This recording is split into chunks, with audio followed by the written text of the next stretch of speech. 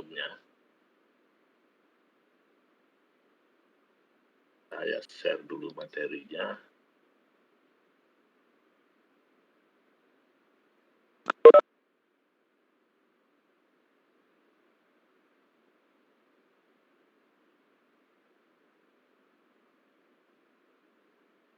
Apa materinya sudah, PowerPoint-nya sudah bisa dibaca? Bisa, Pak. Pak. Ya, kita mulai. Memang kemarin kayak sudah saya jelaskan sedikit. Di alangkah baiknya kita ulangi, mereview lagi. Jadi perubahan garis pantai itu lebih banyak dipengaruhi oleh transport sedimen yang terjadi di pantai itu.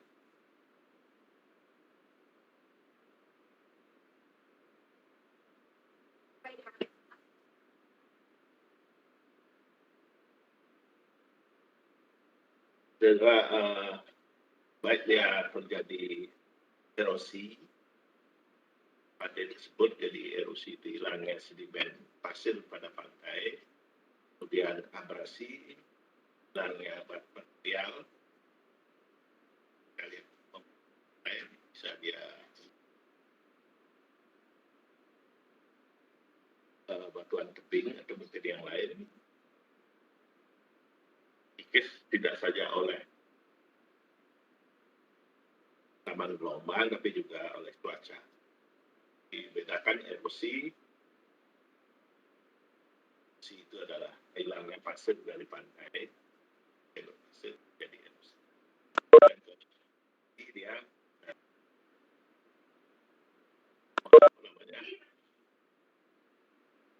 kerja pantai atau kerja pantai tidak hanya oleh tapi juga bisa oleh cuaca. Tapi juga bisa terjadi sebaliknya, jadi ada akresi atau sedimentasi istilah. Nah, pola perubahan garis pantai inilah yang diakibatkan oleh adanya perubahan transport sedimen di pantai. Transport sedimen ini ada dua.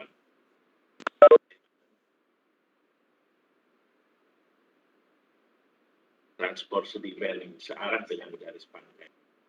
Jarak dengan garis pantai itu disebut dengan longsor transport, sedimen transport sebenarnya. Nah, juga yang dipengaruhi oleh gelombang yang datang tegak lurus pantai. Jadi transport sedimennya tegak lurus secara pantai. Sering disebut on-shore, offshore transport, cross-shore. Ada dua dia pasir itu searah dengan dipindahkan searah dengan bisa juga dia dibawa ke atau dibawa ke tengah laut.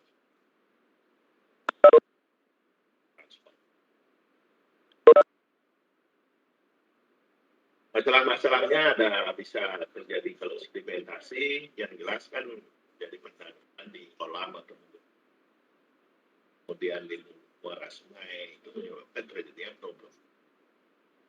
Di bawah pantai kalau terjadi sedimen sangat menguntungkan karena ada. Nah, di satu sisi memang akan terjadi keseimbangan. Samping memang perubahan cuaca, jadi perubahan ini menyebabkan karena temperatur maka pasti laut juga naik. Ini juga menyebabkan terjadi perpindahan atau perubahan. Jadi, kedua-dua sisi ada untung erosi pantai jelas. Ini akresi atau sedimentasi penambah, tetapi satu sisi kalau dia proses itu terjadi di kolam pelabuhan atau di mulut pelabuhan maupun di muara sungai itu jadi faktor negatif. Misalnya kalau di mulut sungai itu akan menyebabkan terjadi penyumbatan. mulut sungai itu oleh pasir atau sedimen yang lain yang pada saat musim hujan nanti akan terjadi banjir. Ini banyak terjadi di sungai-sungai di pantai utara Jawa, terutama juga Sumatera. Kadang-kadang karena tertimbunnya banyak sedimen di mulut sungai, maka awal musim hujan, debit sungai ini tidak mampu lagi dorong pasir ke tengah laut, sehingga terjadi genangan.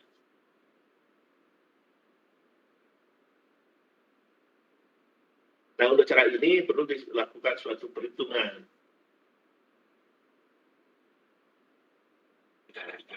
Debit sedimen di lokasi yang ditinggal.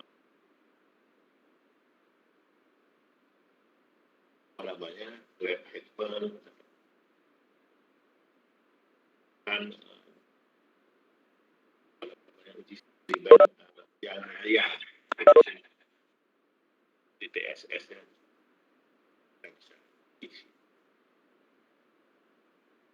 Kemudian kita bisa mengukur suatu perubahan elevasi dasar dalam suatu derajat tertentu yang dapat memberikan petunjuk tentang angkutan sedimen pada daerah yang terdapat bangunan.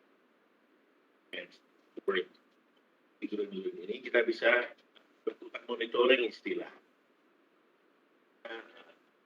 2-3 tahun. Jadi kita bisa lakukan monitoringnya, kita bisa ukur kemana perubahan kecepatan. Nah, dari sana kita bisa prediksi seberapa jauh perubahan itu. Tetapi juga bisa kita dengan di kelautan dengan analisa citra satelit. Kita bisa lihat riwayatnya satelit dari tahun berapa sebelumnya, arah mana condongnya.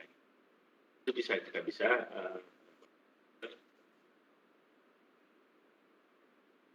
kemudian untuk memprediksinya perlu ada suatu rumus-rumusan yang dipakai untuk memprediksi itu. Jadi yang arus itu adalah akibat dari adanya gelombang. Jadi akibat adanya gelombang, terutama arus yang ada di pantai. Bedakan dengan arus laut dan tengah laut. Jadi ada arus Iwa, ada arus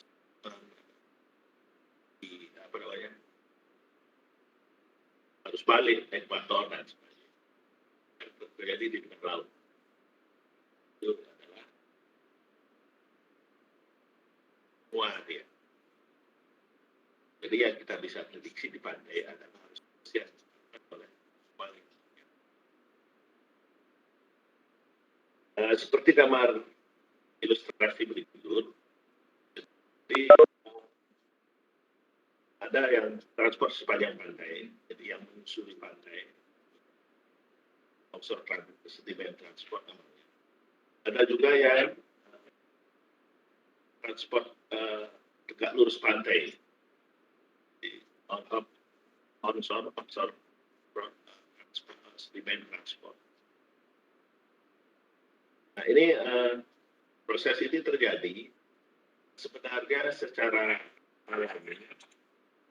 Dia berperiodik selama proses itu tidak ada yang mengganggu. Apa yang disebut dengan mengganggu? Ya kalau misalnya ada bangunan-bangunan yang mendorong laut, atau mungkin juga ada perubahan sedimen, suplai sedimen dari daratan.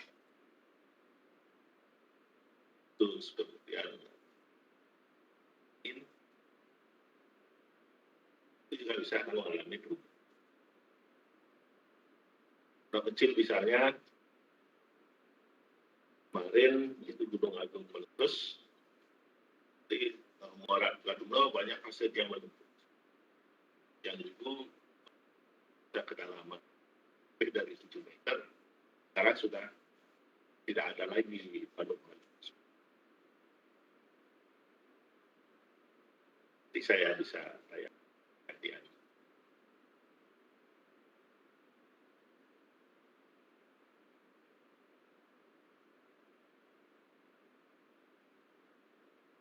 Nah, kita mulai dengan analisa arus tegak lurus pantai. Tegak lurus pantai ini digambarkan oleh gelombang-gelombang yang datang adalah tegak lurus.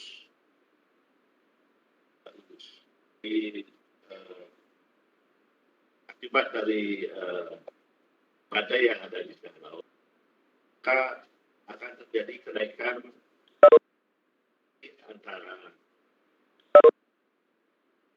air laut di daerah pantai dengan di daerah shore.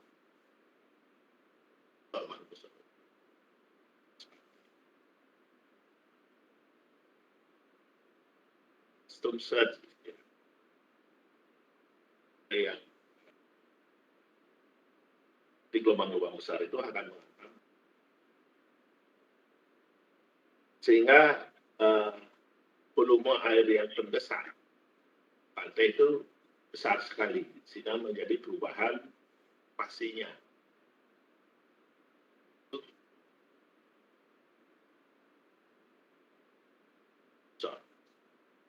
Nah, pada suatu saat badai itu, gelombang badai ini akan mereda.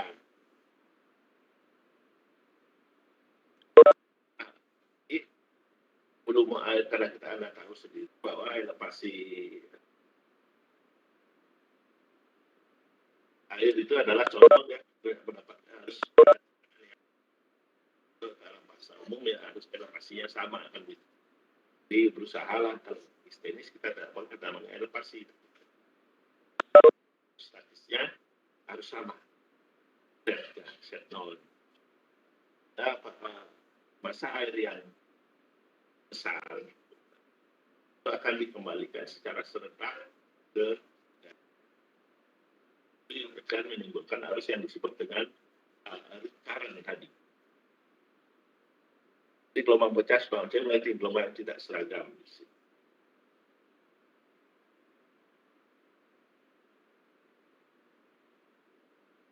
Sehingga masa air yang terbawa gelombang pecah pada juga tidak seragam.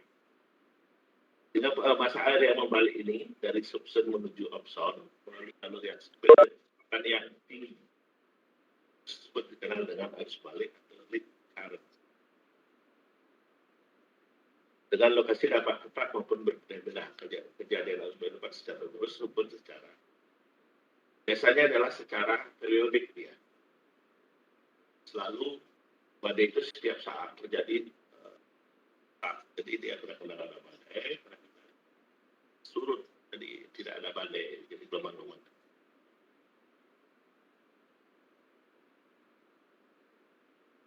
Kalau sekarang ke longsor transport, di dua komponen. Berbentuk mangkal gergaji di garis pantai. Di aliran masa air turun tegak lurus dengan gerakan air membentuk lintasan sedimen pantai. Untuk gergaji. Dan juga bisa transporter yang terjadi disebutkan arus yang dipegang oleh gelombang. Jadi gelombang pecah ini akan melepaskan energinya dan mengangkat sedimen yang ada. Karena ada arus, sedimen ini akan bergerak turun, tapi tidak secara langsung turun. Dia berbentuk bakar. Mekanismenya seperti ini. Jadi ada gelombang yang membentuk sudut terhadap garis pantai. Maka di pantai itu akan terjadi arus yang sejajar atau searah dengan garis pantai. Jadi seperti ini. Nah, gelombang-gelombang yang datang akan mengangkut sedimennya terjadi. Jadi dia pergerakan sedimen seperti mata gergaji begini. Jadi diangkat, kemudian gelombangnya surut, mengecil, dia akan terendap ke daerah yang bergerak ke arah arus gitu, di mata gergaji seperti itu. Atau bukan juga bisa kemungkinannya dia gelombang pecah ini energinya besar, dia langsung membawa arus sepanjang pantai ini. Jadi sedimennya ada sedikit. Jadi sepanjang pantai inilah akan terjadi arus angkutan sedimen. Nah,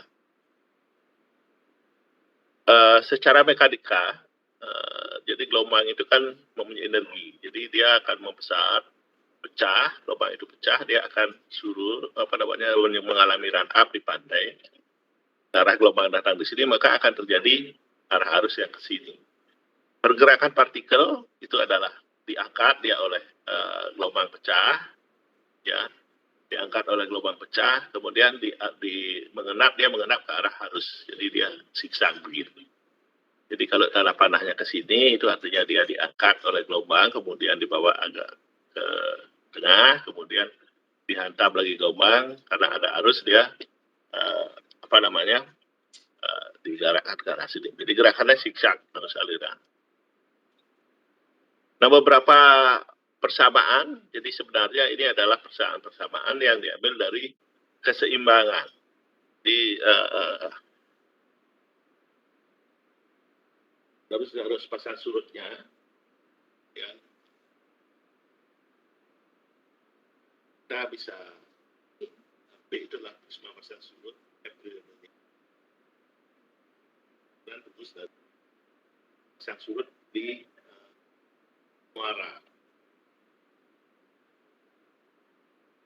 Jadi kita tahu bahwa I adalah debit dari aliran persatuan. Sehingga kita bisa melakukan rumus dari sedimen transport itu berlaku rumus empiris sebenarnya. Saya ambil dari rumus Coastal Energy Research Center bahwa jumlah transport sedimen dalam meter kubik per tahun itu adalah P kecil kali A kali A0 kuadrat C0 kuadrat KRBR kuadrat sudah alfa BR terus alfa B. P itu adalah persentase kejadian gelombang pada arah dan tinggi gelombang yang ditinjau. Jadi itu berdasarkan seperti penjelasan saya minggu lalu, itu adalah berdasarkan persentase arah datangnya angin di mana. Kemudian A itu adalah suatu koefisien bahasa ini dia adalah darah hanya seret hanya 0,10 sampai 79 kali 10 per 6. Ini akan dicari.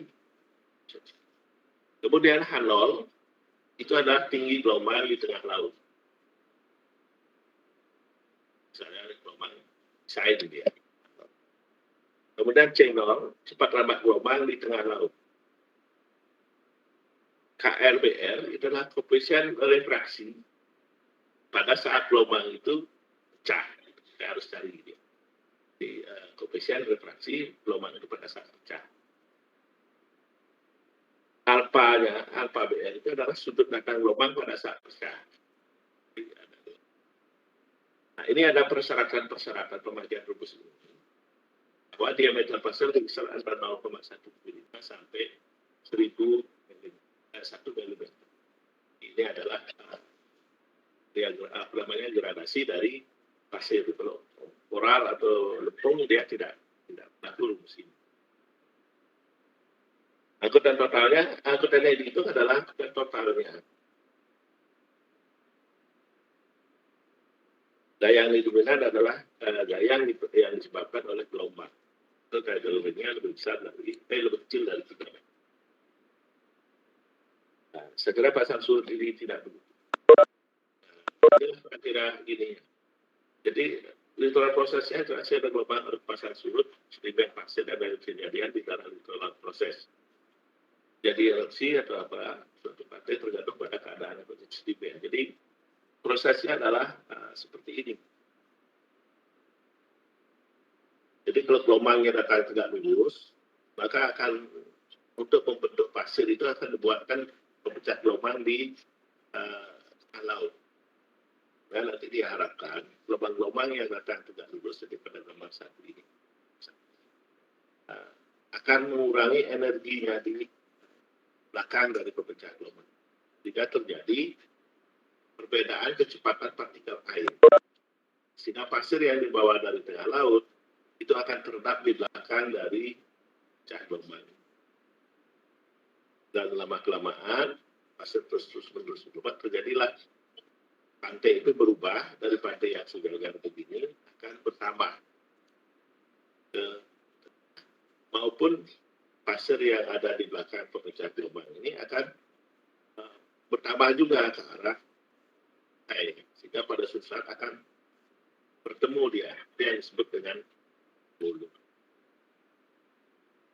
Tetapi kalau gelombangnya membentuk sudut terhadap garis pantai, gelombang lubingan itu bisa terjadi di sini. Kalau ada pemecah gelombang, di sini akan terjadi terbentuk sedimentasi, akresi. Karena arus yang terjadi adalah arus yang datang ke arah kanan. Gitu. Tapi di daerah belakangnya, pemecah gelombang yang satu akan terjadi erosi di sini. Karena tidak ada pasir yang terlampaui di sini, karena ditahan oleh pemecah gelombang ini.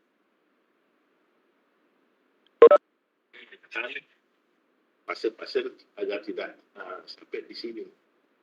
Tapi di daerah belakangnya, pasir yang ada di sini terangkut dia ke daerah sebelah kanan lagi. Nah, di sini akan terjadi erosi. Nah, biasanya cara penanggulangannya adalah di daerah belakang ini yang terjadi erosi ini kita buat dengan perban atau pasangan batu di sana, supaya tidak bisa terangkut oleh longsor arus searah pantai. Nah, mekanisme ini juga sama. Jadi kalau glowing itu fungsinya seperti ini. Jadi diharapkan glowing, kalau ada lihat glowing itu adalah kalau ada ke sanur, bangunan-bangunan yang menjorok ke tengah pantai, di sana dari batu karang itu, yang ujungnya ada balai benung, itu adalah sebut dengan glowing ini diharapkan